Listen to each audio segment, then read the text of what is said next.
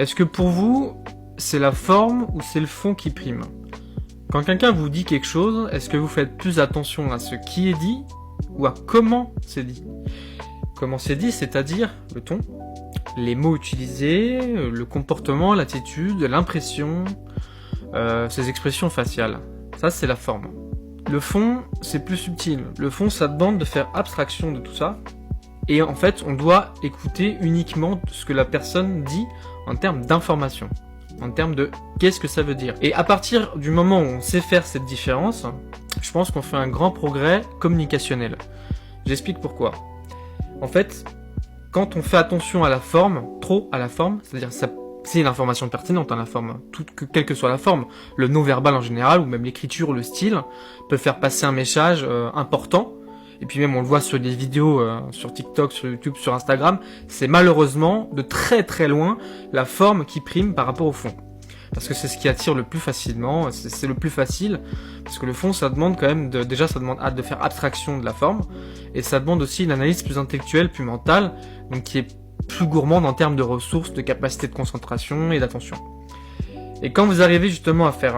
Et ça demande aussi en fait de pas prendre des choses émotionnellement, ça demande de prendre un peu de recul, un peu de hauteur, et c'est pas forcément facile.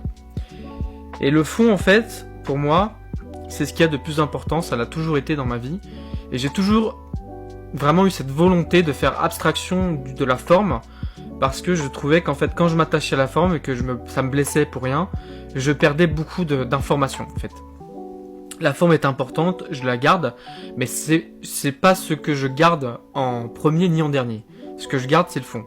Ça peut effectivement m'atteindre quand quelqu'un me dit quelque chose sur un ton qui ne me plaît pas, quand il me dit avec des mots que je comprends pas pourquoi il utilise ces mots-là, mais c'est pas ça que je vais garder si vous voulez. Ce que je vais garder, c'est l'information que j'en retire, la réflexion et ce qu'il a voulu me faire passer comme message.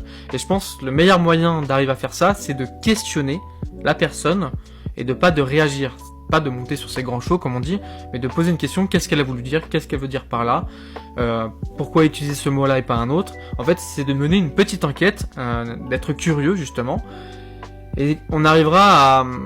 Vous verrez qu'il y a beaucoup de dialogue, beaucoup de communication avec les personnes avec qui vous allez discuter, qui vont grandement s'améliorer une fois que vous serez capable en fait de prendre ce recul, de prendre ces quelques instants en fait pour dire non, je ne vais pas réagir émotionnellement et de poser en fait une simple question sur ce que la personne veut dire. Voilà, qu'est-ce que vous en pensez?